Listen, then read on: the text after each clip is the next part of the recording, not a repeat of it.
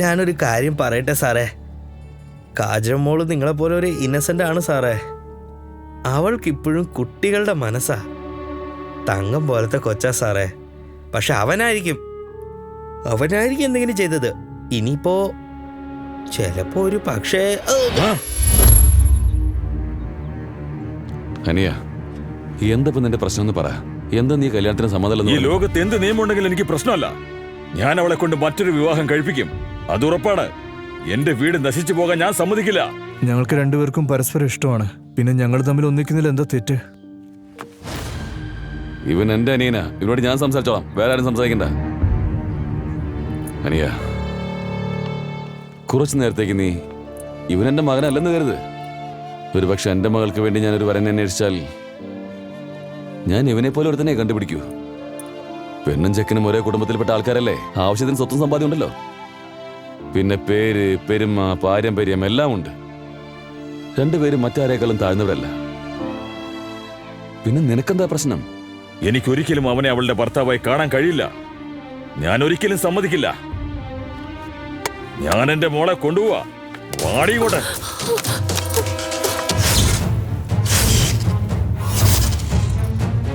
നിന്റെ മകളായിരിക്കാം, പക്ഷെ ഇവളിപ്പ എന്റെ മരുമകളാ. എന്റെ മരുമകളെങ്ങനെ പിടിച്ചുകൊണ്ടുപോവാൻ ഞാൻ സമ്മതിക്കുന്നു നീ കരുതണ്ട. ഉറപ്പായി നമുക്ക് കോടതിയിൽ മീറ്റ് ചെയ്യേണ്ടി വരും ചേട്ടാ.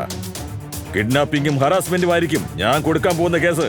എന്ത് വില കൊടുത്തും ഇവളെ ഞാൻ തിരിച്ചു കൊണ്ടുവരും. എന്ത് വില കൊടുക്കാനും ഞാനും തയ്യാറാ.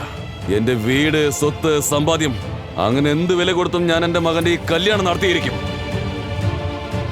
എന്റെ മരുമകളുടെ അഭിമാനം എനിക്ക് സംരക്ഷിക്കണം. എന്റെ കുടുംബത്തിന്റെ ആചാരങ്ങൾ എനിക്ക് സംരക്ഷിക്കണം. ആ മൂക്കുത്തി എപ്പോഴും എന്റെ വീട്ടിലുണ്ടാവും. ഞാൻ ജീവിച്ചിരിക്കുമ്പോ ഒരാള് പോലും അവളുടെ നേരെ വിരൽ ചൂണ്ടാൻ ഞാൻ സമ്മതിക്കില്ല. ചേട്ടാ, ഞാൻ അവസാനമായി നിങ്ങളെ വാൺ ചെയ്യുകയാണ്. ഒരു യുദ്ധക്കളമായി ഈ വീടിനെ മാറ്റരുത്. എങ്കിൽ പിന്നെ അവസാനമായിട്ട് ഞാനും പറയുക, താലൂക്ക്ദാറായ നിനക്ക് ഈ വീടൊരു യുദ്ധക്കളമാക്കാമെങ്കിൽ താലൂക്ക്ദാറായ ഞാനും പറയുന്നു, ഈ ഞാനും താലൂക്ക്ദാർ കുടുംബാംഗമാണ്. താലൂക്ക്ദാർ പിൻഗാമിയാണ്. ആര് ജയിക്കുമെന്ന് നമുക്ക് നോക്കാം. പോ, വീട്ടിലേക്ക് പോ.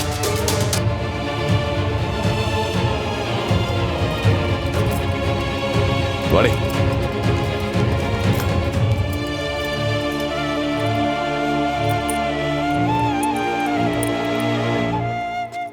ഡി ബി സാറേ, എനിക്ക് ഇന്ന് തന്നെ എന്റെ മോളെ തിരിച്ചു കിട്ടണം.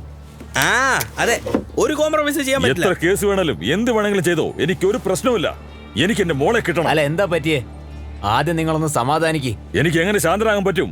ഒരാൾക്ക് കിട്ടുന്ന വൻ തുക കൈവിട്ട് പോകുമ്പോ എല്ലാരും തല്ലാനും കൊല്ലാനും നിൽക്കത്തേ ഉള്ളൂ. എന്റെ മോളെ എന്റെ കൈവിട്ട് പോയത്, ഞാൻ എന്ത് ചെയ്യണം? ഞങ്ങളുടെ കുടുംബത്തിന്റെ നിധിയാണ് അവൾ. കാജലെ കാണാതായോ? അവൾ കാണാതെ ഒന്നും പോയിട്ടില്ല. ഞാൻ പറഞ്ഞു കൊടുക്കാം. ഞാൻ നല്ല ഡീറ്റെയിൽ ആയിട്ട് എല്ലാ കാര്യങ്ങളും പറഞ്ഞു കൊടുക്കാം. അവളിപ്പോ ഞങ്ങളുടെ ശത്രുവിനോടൊപ്പമാ, അവരുടെ സൈഡിലോട്ട് പോയേക്കുവാ. മറ്റേ ആ സാറുണ്ടായിരുന്നല്ലോ, അയാളും അയാളുടെ മോനും അവരാ പെണ്ണിനെ പൊക്കിക്കൊണ്ട് പോയി സാറേ. അവരാരും ഇങ്ങോട്ട് അവളെ വിട്ടയക്കുന്നില്ല. ഞങ്ങളുടെ നിധിയാണ് സാറേ അവരങ്ങോട്ട് എടുത്തോണ്ട് പോയത്. എനിക്കൊരൊറ്റ ദിവസത്തെ സമയം താ. ഞാൻ നിങ്ങൾ രണ്ടുപേരെയും അവരുടെ വീട്ടിലേക്ക് കൂട്ടിക്കൊണ്ടു പോയിട്ട് കാര്യങ്ങളൊക്കെ ഒന്ന് ഒത്തുതീർപ്പാക്കാം. അപ്പൊ എല്ലാം സോൾവ് ആവും. സെറ്റിൽമെന്റ് കിട്ടിയില്ല എങ്കിലുണ്ടല്ലോ, ഞാൻ വലിയ കേസ് ഇടും പറഞ്ഞേക്കാം. വലിയ കേസ്, നല്ല പവർഫുൾ കേസ്. നിങ്ങൾ ചെയ്തോ, എന്ത് വേണമെങ്കിലും ചെയ്തോ. ലീഗൽ മാറ്റേഴ്സിനകത്ത് നിങ്ങളെ സഹായിക്കാൻ ഞാൻ കൂടെ ഉണ്ടാവും. ഒരു ഫേമസ് ഫാമിലിയുടെ പ്രസ്റ്റീജ് കാത്തുരക്ഷിക്കാൻ എനിക്കും ഒരു അവസരം തരൂന്നേ. ഇത് നിങ്ങൾ മറക്കരുത്, കേട്ടല്ലോ.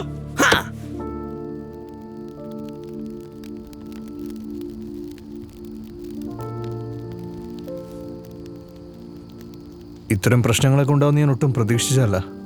ഇതിപ്പോ ആകെ പുലിവാല് പിടിച്ചു. ഇനിയിപ്പോ അങ്കിൾ എന്ത് ചെയ്യുമെന്തോ. എടോ,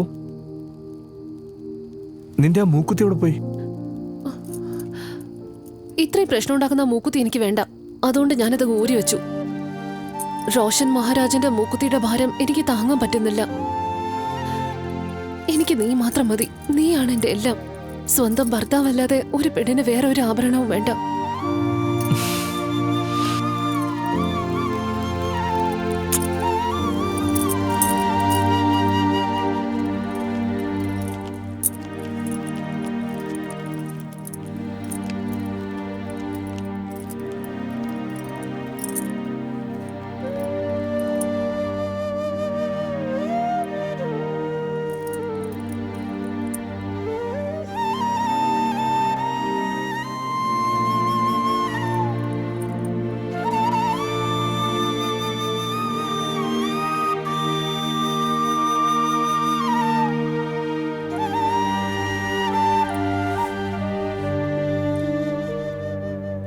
അച്ഛൻ എന്നോട് ക്ഷമിക്കണോ അച്ഛാ? അച്ഛാ, നിങ്ങൾ രണ്ടുപേരും ശരിക്കുള്ള ശത്രുക്കളാവാൻ ഞാൻ കാരണമായി. ദയവേത് അച്ഛൻ എന്നോട് ക്ഷമിക്കണം അച്ഛാ. ഞങ്ങളോട് രണ്ടുപേരോട് ക്ഷമിക്കണം അച്ഛാ.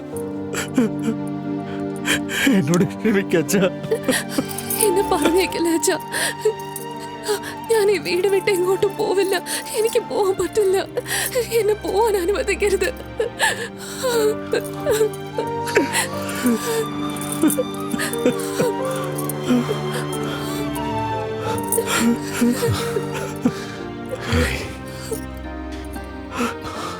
എന്റെ അച്ഛനിപ്പോഴും ജീവിച്ചിരിപ്പുണ്ട്. പിന്നെ നിങ്ങൾ എന്തിനാ വിഷമിക്കുന്നത്? നിങ്ങൾ രണ്ടുപേരും ആരില്ലാത്തവരല്ല. വെള്ളത്തിന് മുകളിൽ തങ്ങി നിൽക്കുന്ന ചെടികളുമല്ല. നിങ്ങൾ രണ്ടുപേര് താലൂക്ക്ദാർ കുടുംബത്തിലെ അംഗങ്ങളാ. വെറും കുട്ടികളല്ല. ഈ കുടുംബത്തിലെ ഭാര്യയും ഭർത്താവുമാണ്. ഈ കുടുംബത്തിന്റെ അഭിമാനങ്ങൾ.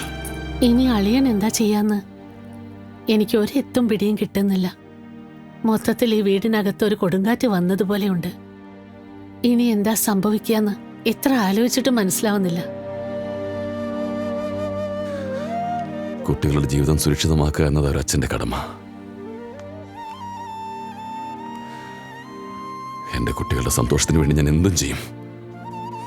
ഞാൻ എന്തിനും തയ്യാറാ. എന്ത് ചെയ്യാനും. ഒരു പോറൽ മാത്രമല്ല, ഇവരുടെ ദേഹത്തൊരു പൊടി പോലും തട്ടാൻ ഞാൻ സമ്മതിക്കില്ല.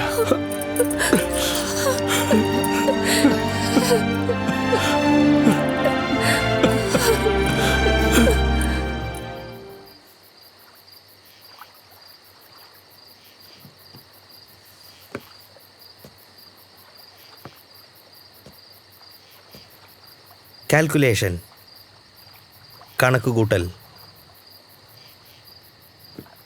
അവസാന നിമിഷത്തിൽ അത് കൈവിട്ട് പോയല്ലേ?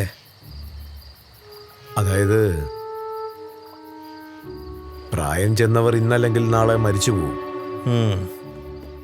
ഇപ്പൊ പ്രശ്നം ചെറുപ്പക്കാരാണ്. അവരാണ് ടാർഗറ്റ്. അവരുടെ കഥയും അവസാനിച്ച പിന്നെ കളിയും കഥയും തീർന്നു. പിന്നെ ഇവിടെ ബാക്കിയുള്ളത് ആരൊക്കെയാ? നീയും ഞാനും മാത്രം.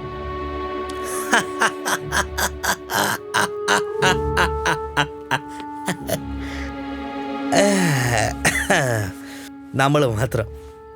വാവ്. എന്റെ പൊന്നു ചേട്ടാ, എന്നാ പിന്നെ നമുക്ക് അടുത്ത കളി തുടങ്ങിയാലോ? തുടങ്ങാം. ആ, വാ. വാ പോവാ. ഞാൻ കേട്ടതെല്ലാം സത്യം തന്നെയാ. നാദിർ സാറ് പോലീസ് സ്റ്റേഷനിലേക്ക് പോയിരിക്കുക. ഷിറ്റ്. താൻ ആ വക്കീലന്മാരെ വിളിച്ച് പറ. ഞാൻ അവരോട് പറഞ്ഞു, പക്ഷേ അവര് രാവിലെ വരുത്തുള്ളൂ. ഇന്ന് രാത്രി എന്ത് സംഭവിക്കും? രാത്രി പോലീസുകാർ ഇങ്ങോട്ട് വരികയാണെങ്കിൽ നമ്മള് ശരിക്കും കുടുങ്ങി പോവില്ലേ? ഇല്ല, ഏതൊരവസ്ഥയിലും എന്റെ മകനും മരുമകളും പോലീസിന്റെ മുന്നിൽ കീഴടങ്ങില്ല. ഇനിയിപ്പോ എന്താ ഉണ്ടാവുക?